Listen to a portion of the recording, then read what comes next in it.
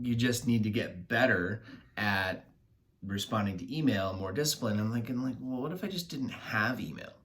That was my thought, right? Yeah. That was my thought. So anyway, so at the end of the day, I'm looking to also make this stuff more permanent. And that's why we have these other things on the list, right? Because here's what's going to happen. And yes, you know what? I'm going to go home and I'm going to look at every old Thrive Today t-shirt that I have and Next Level Experience t-shirt. I have a huge closet full of black t-shirts, and I'm incorporating more color. You wouldn't know it by this video right now if you're watching this on YouTube. But I have I'm allowing more color into my life, which is a representation of the evolution that I'm currently in. And some of this black stuff gets to go away. And frankly, some of it's been hanging there ever since you put it there. We're just going to get rid of it.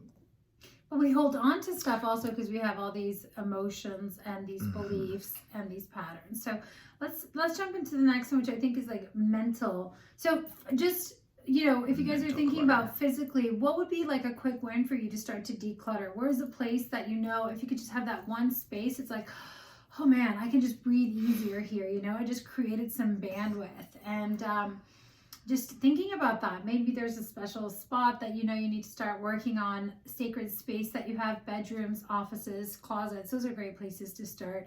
Just, again, you start to knock over that first domino that really generates some momentum. And then once you start, it's easy to keep going. It's just getting started with anything.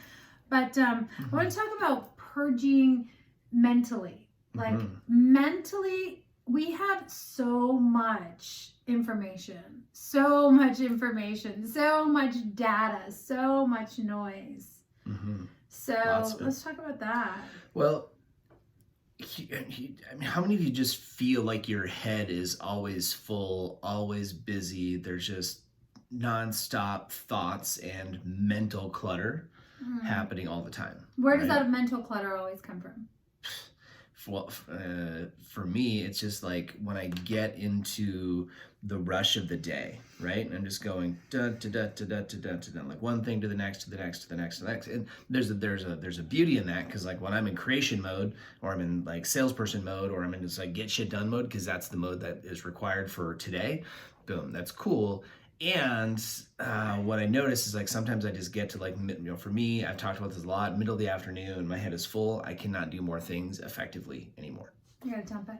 I know for me, one of the things I had to get really, really clear on a long time ago, and we even talked about this on the way in today, is I believe a huge piece of mental clutter comes from us just waking up and going right into reactive mode. So right away, we wake up and we're just either consuming or reacting.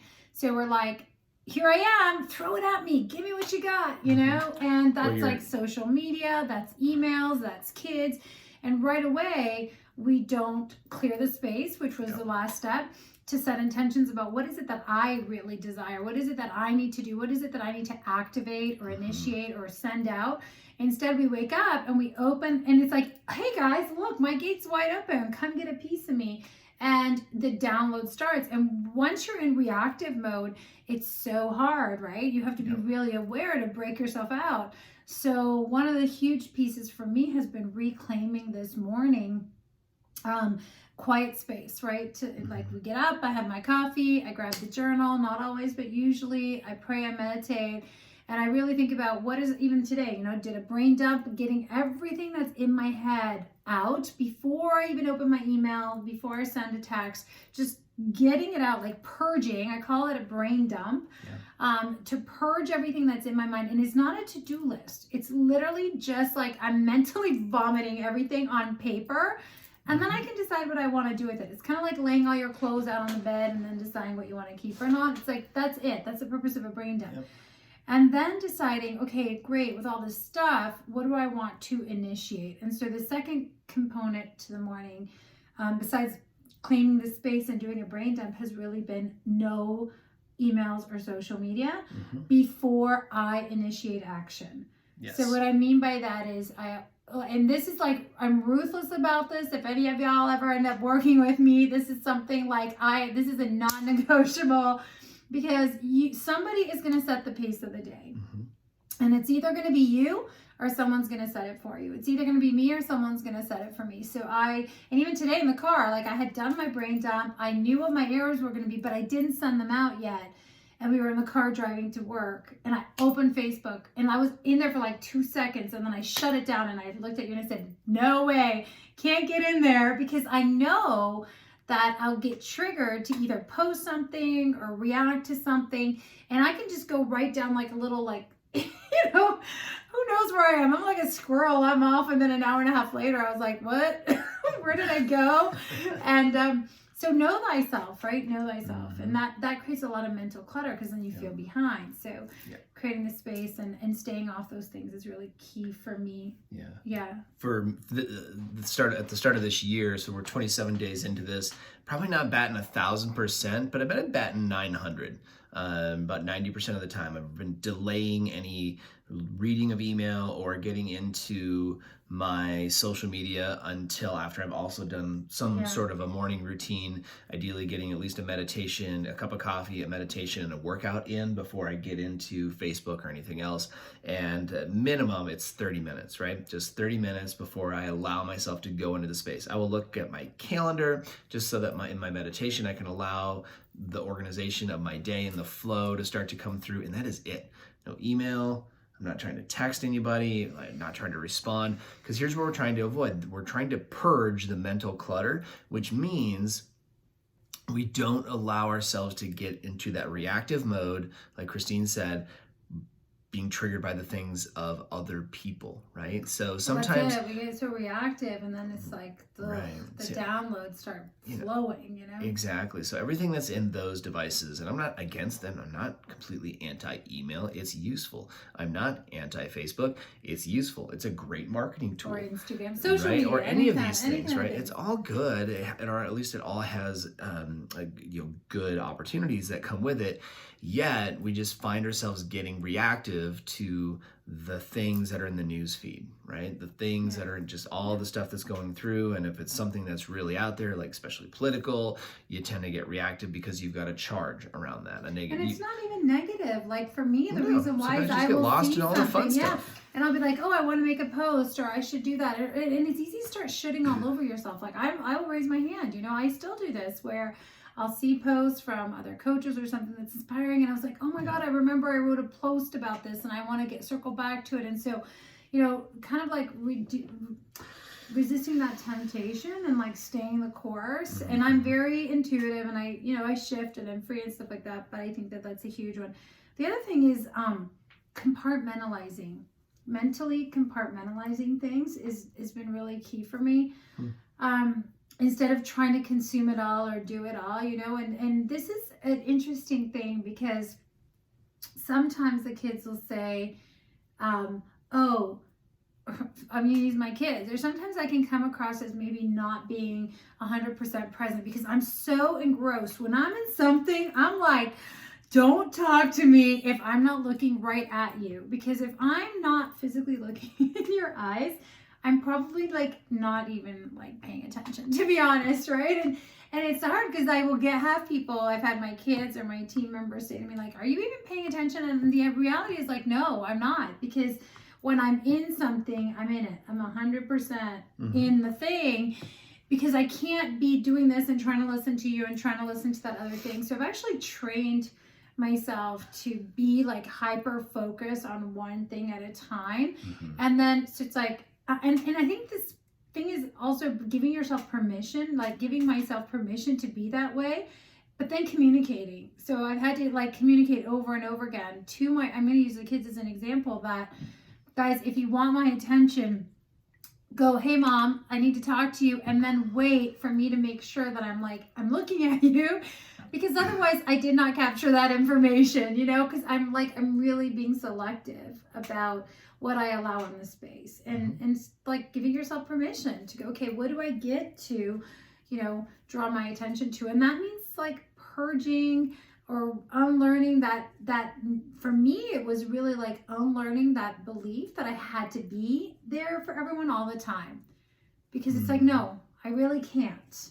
And I don't want to be quite honest, because when I'm here and I'm 100% focused on this work or with this client, it is not the time for me to be present somewhere else, thinking about my kids or thinking about this other thing or us or whatever. When I'm with us, I don't want to be thinking about my clients, Right. And when I'm with the kids, I don't want to be. So it's giving 100% of myself, and I had to let go of a lot of this old programming that was like, well, kids, you should always be thinking about your kids, or you should always be, Mm-hmm. It's like, not really.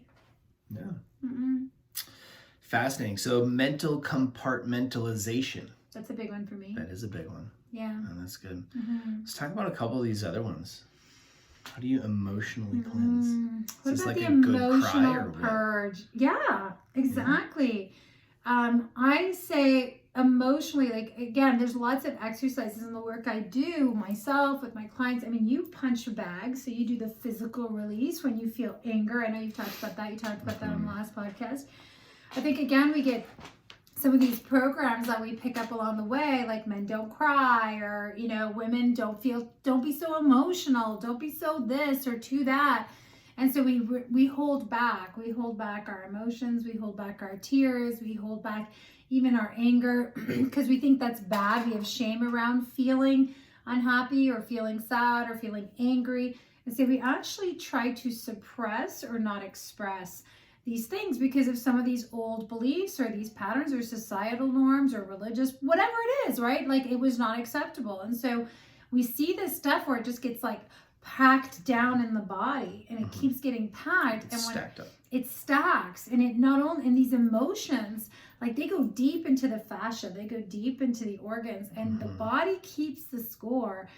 And what we find is now it manifests into physical sickness, tightening of the throat, like the body tenses up, the organs get sick. So this stuff has to come out. So having an emotional release, like, where can you purge? I think tears are a great way.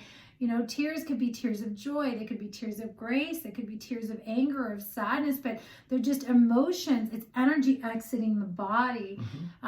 Tears, laughter, sound. One of my favorite songs right now is, we listened to it the other day when we were on a run, and I used it up north. It was like, make a sound that your body wants to release right now. And sometimes it's like a hoot and a holler, and sometimes it's a scream.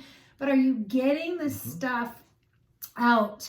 Are you vocalizing? I think using your voice is so powerful. And I know our first trip to Colombia was huge for me. We were in ceremony, and I started singing, and I've always been very vocal, but actually it can look the other way. Like, I know for me, I used to be a yeller. Like, I probably still am. I'm Italian, but like, I used to yell and scream, and I felt like I was trying to communicate so much, but I never felt heard. So I was raising my voice and yelling. And then when I actually wanted to speak from the heart, it kind of like, I didn't do it as much. And then when we went to Colombia that first time in ceremony, and I was starting to sing, it was like this beautiful expression of emotions that had been built up that wanted to come out.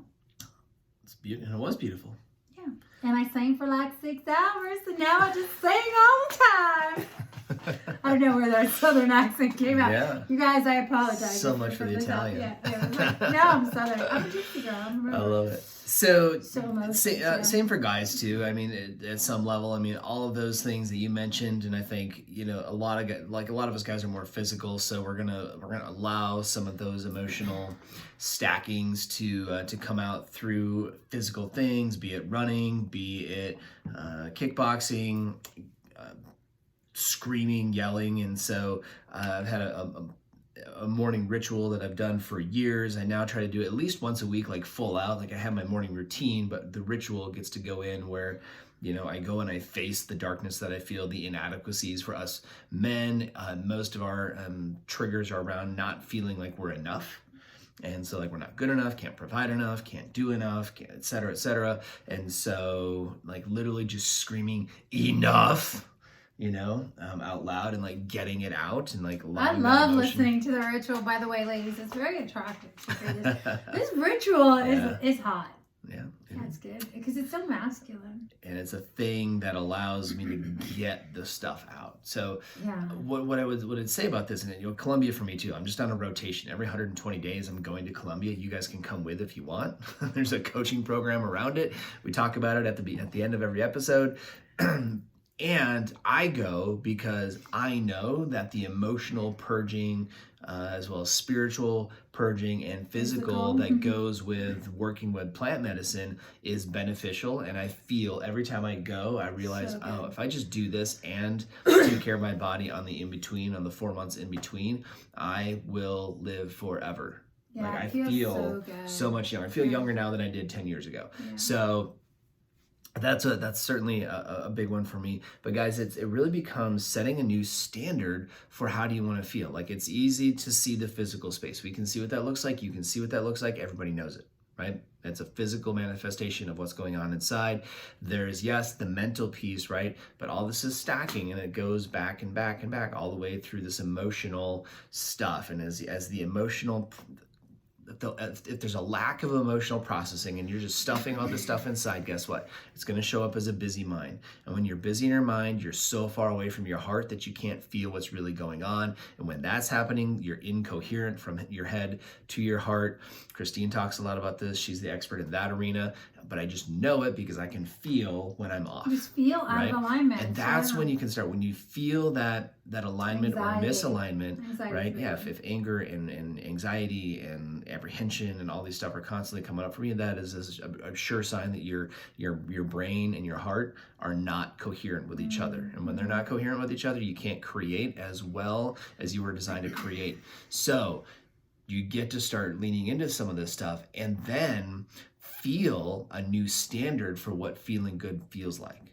Well, I want to talk about the feeling for a second, because I know reconnecting, like you said, with we have this shame. I want to go back to this because this is really important, that for some reason it's taboo to be too feely around certain things, or to be too emotional or not emotional enough, or whatever it is. Like, we have all these rules around when it's okay and when it's not okay, and how much is okay, and how we express it.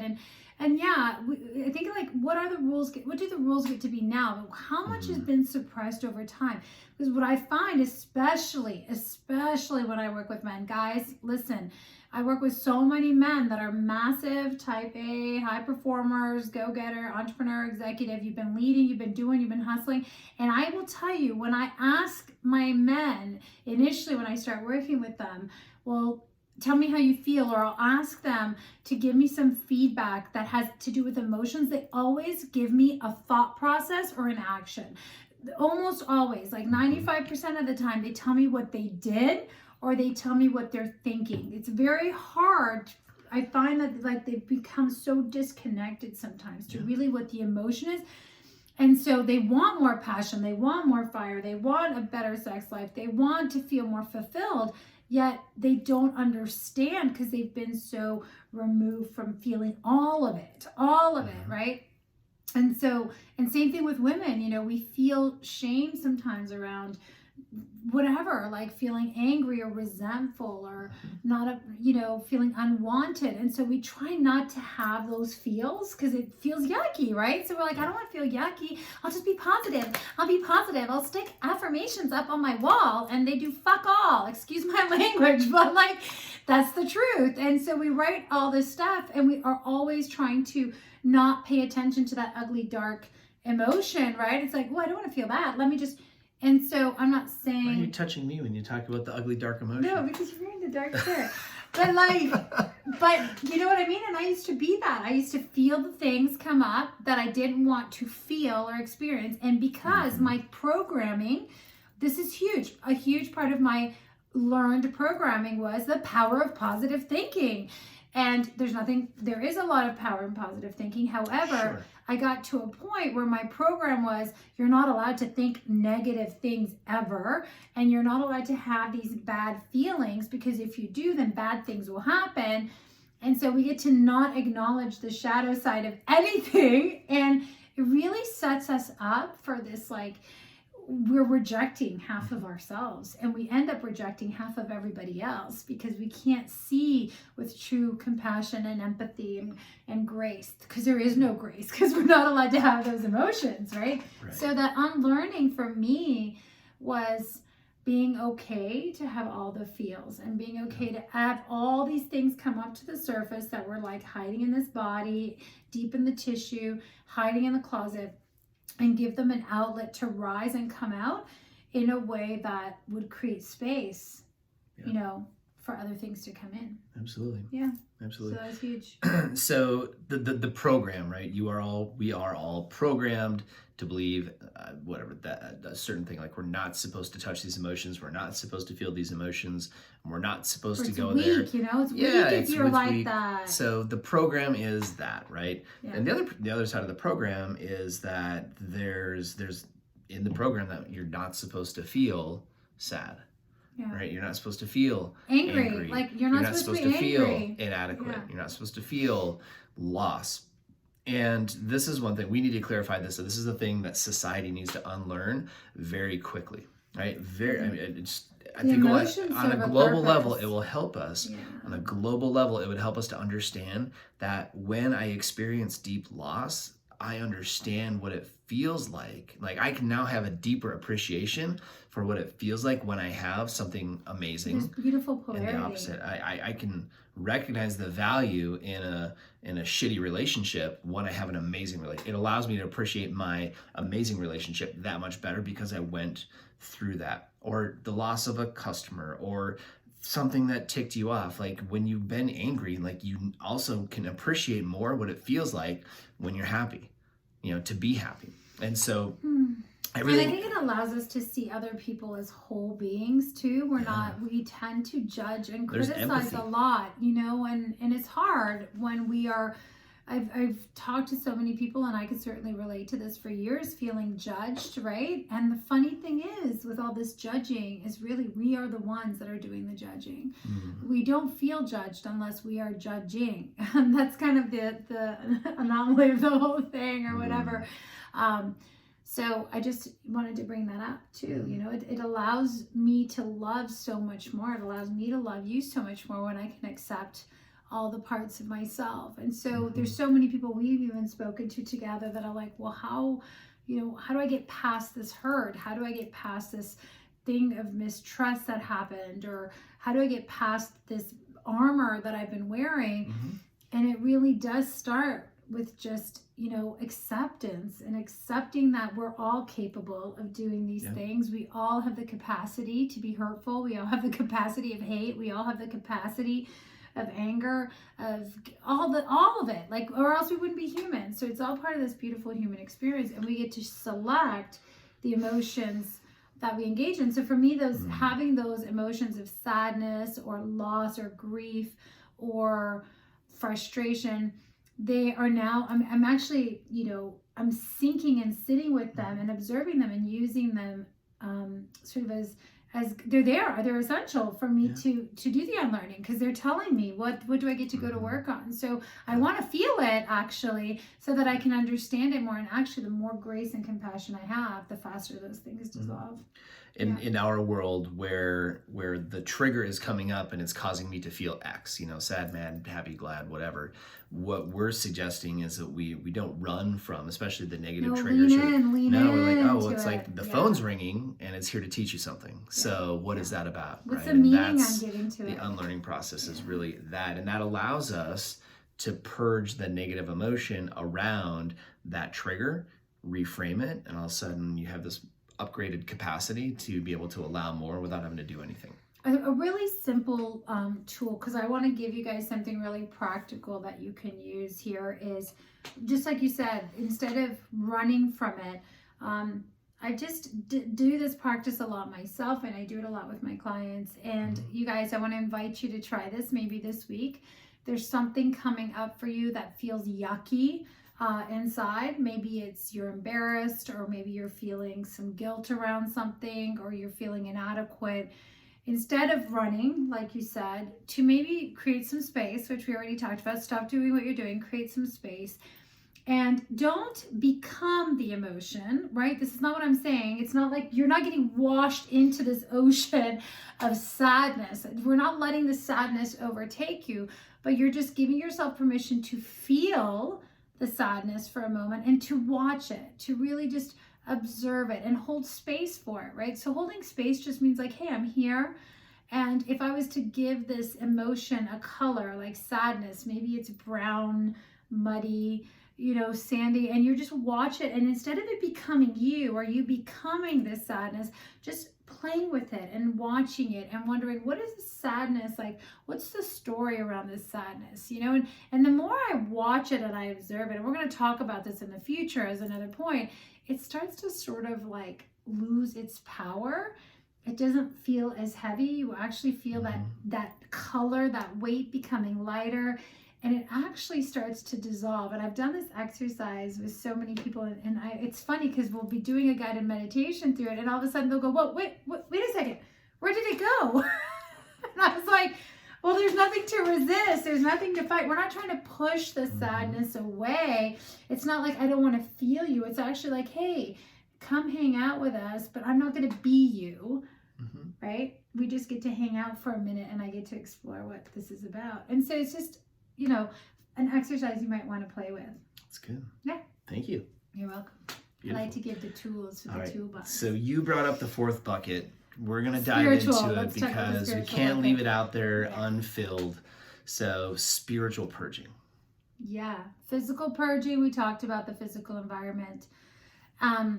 Spiritual purging. So my question is this, and I started my business many years ago with the physical, with opening a health and fitness studio, and it was all about helping people wanting to get six-pack abs and get fit and look amazing in their clothes and lose weight. And then we started working on nutrition, and then we started working on mindset and mental performance and the mental game. And then I realized, what controls the mind is our emotions. And then that's why I got into the emotional game and I started to tackle where are we at emotionally, right? And what's funny is what drives our emotions is, thoughts drive the emotions drive our thoughts, but our spirit and our soul is really what am I thinking? Not the conductor. Is it the conductor of it all, right? Like the soul, the spirit is at a soul level. It's who we are. It's our essence. And so when we really want to go deep, so much of this really just comes down to our relationship with self, with soul, with God, the universe, whatever you guys want to talk about, and the relationship we've had around religious practices or our faith or our spirituality, and what we've been taught and programmed. So a lot of my clients have grown up with certain religious backgrounds. I know I have, and it changed actually throughout the years. I mean, when I was in Italy, we were very like Roman Catholic, and I talk about, living where the Pope's summer residence was, and then moving to the Americas and going into this like radical evangelical setting where there was like mass healings and, dancing and 3.5-hour services. And then I went to a Baptist church for a while, and then I kind of got away from it all and did my own thing and studied world religions and it's been a journey, and now I'm in this beautiful space of just really deeply connected to my soul and to my spirit and have the most amazing relationship with God. But it had to come through by me getting clear on like, whoa, sort of giving myself permission to explore what is the stuff that I had learned along the way about my religion or my faith. Where was I shoulding all over myself? Where was I feeling all this guilt and oppression and fear or uncertainty, and kind of exploring that a little bit, because there was a lot that needed to get unlearned. And when I work with clients, what I realize is we all have this at some level. We all have this spiritual baggage or spiritual, even if you think you're an atheist or even if you believe there is no God, that's still a belief system, okay? So no matter who you are, you've got a belief structure. It's not about is it right or not. Is it something that's allowing you to expand and flourish and nourish and grow and really create alignment? Because true alignment will never let you be constricted or stifled in fear or stifled in shame. That's just not universal law. And so when you are having these emotions and this constriction, sorry, I'm kind of rambling on, I think that's a huge red flag, to kind of go, okay, whoa, there's a lot of fear or shame or guilt or uncertainty or rules that just don't feel right anymore. And I'm trying to put myself in this box, but they're really grating against where my soul is calling me to go. I think it's time to start to explore what some of those spiritual laws are for ourselves. I think that's a beautiful way to put it. So many of us are caught up in this idea that I have to worship a certain way. Yeah. That I have to, religious rules and practices. like, unless I'm doing it this way, then it's not right.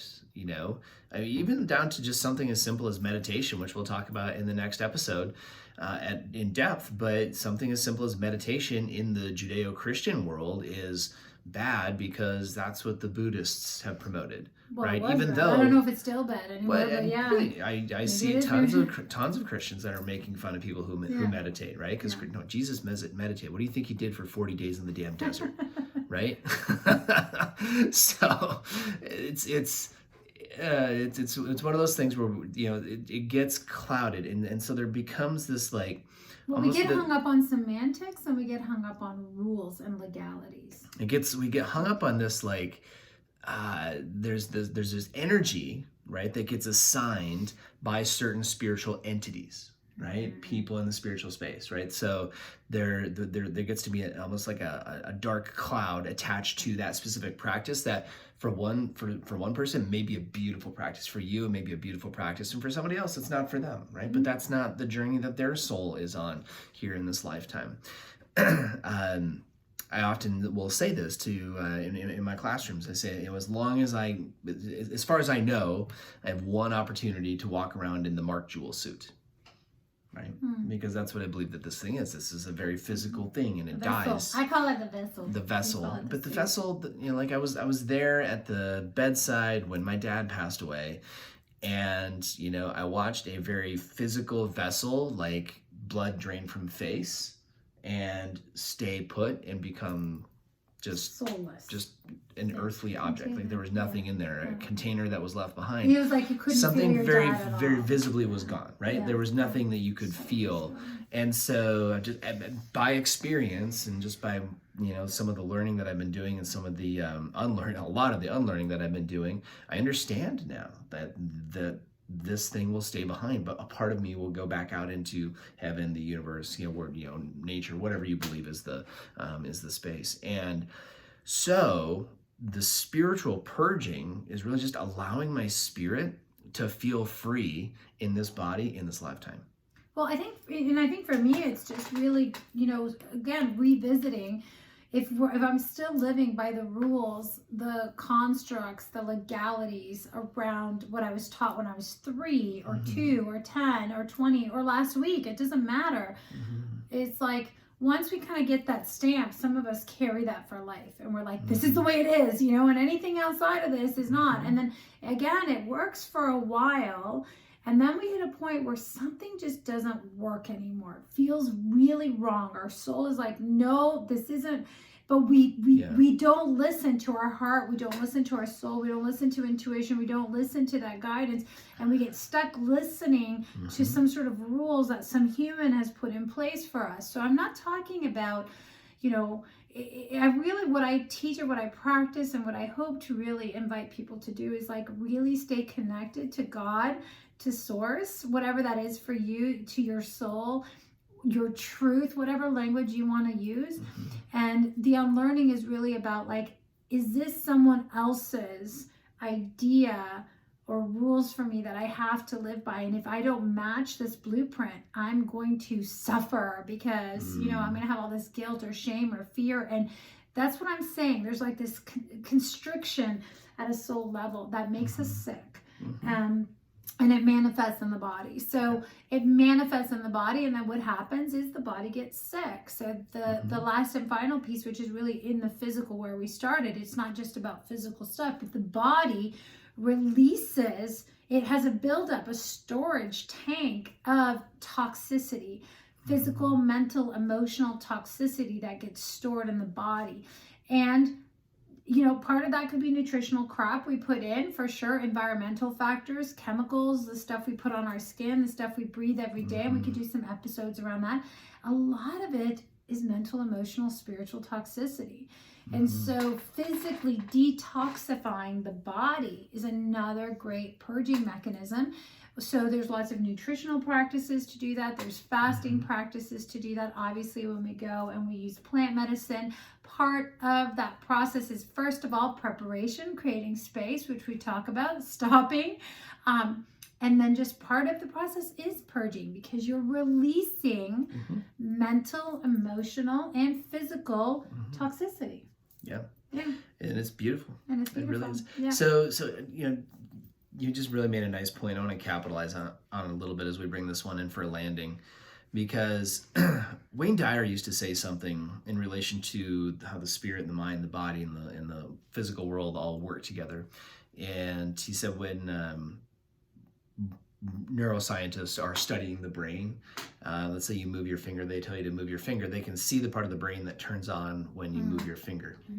What they can't see is the part of your brain that's telling that part of your brain to move your finger. Ooh. Right? So there's another part of you, right, which we believe to be the spirit, the soul, that is in connection. The soul is literally just your divine essence here experiencing life as you, right? And that right there could be a big piece of unlearning for just about anybody, because we think like, this is all I am, right? and that's just what we believe. So, but that when the spirit has the ability to work and is in coherence with a clean mind, an uncluttered mind, that can do amazing things through an uncluttered body, through your physical presence, and that allows you to create more effortlessly out here in the real 3D world, in the 3D world. world. And this is why I think, most religious practices, so guys, if you've grown up with some sort of religion, whether it's Christianity or Buddhism or, Hinduism or your own practices, or maybe even your, just like, it doesn't matter. Most religions or spiritual practices have a season of fasting and cleansing in order to prepare the body to receive more spiritually, right? So before going into deep states of meditation, there's a reason we shift our diet. We start to cleanse the body, because building up this toxicity in this vessel, you called it the suit, I call it the closet, whatever, stuff needs to go out in order for us to truly access our soul essence. The more cluttered you are physically, cluttered because you're eating shit all the time, because you're drinking crap that's not serving you, and you're trying to get the energy through exterior things instead of creating that internal source, that's physical toxicity. The more built up you are because you're holding on and storing all these emotions because you're terrified to feel them on the surface. So you're like, I'm not letting that stuff come up, so I'm going to keep it shoved down there where I don't have to feel it. The more disconnected you are going to be from your soul, the more mentally overwhelmed, the more that data stream is just constantly pouring in your mind and you're giving it free access to you any given moment, the more disconnected you're going to feel from your soul. So I really want to invite you guys, wherever you are out there, to think about, how disconnected have I been? How full is my emotional, physical, spiritual closet, my physical closet? Where's a simple place that I can start, really? Where do you get to purge today? Yeah. That's all we have for you guys. This is the purging episode. To end. Yeah. Absolutely. Yeah. It really boils down. You can start to look into any one of these areas. The easiest place to start is in the physical, but then just allow yourself to notice when the emotions are coming up, when the opportunities to clean out some mental clutter are coming up, and then really just challenge some of those beliefs around. So what caused me to, believe this in the first place, and does that have to always be true? Is this serving my highest self? That's one of my questions that I'll ask from the spiritual standpoint on a regular basis. Is this serving my highest self? And if the answer comes up right away as a no, then I get to take a look at whether that's really serving me or not. And as you guys are leaving, one last final thought. Today, I'd like to finish this episode by asking you this question. If your body, your mind, your heart, or your spirit wasn't so full of all this clutter, what would you do with all that space? Something to think about. Good question. All right, guys. Love Thanks you guys for joining us, and we'll see you in the next episode. High five. That was long, but it was a good one. That was good. Okay, I gotta go pee. Me too. I'm drinking too much of the water. Grace, yeah. All right. We got Annie coming up.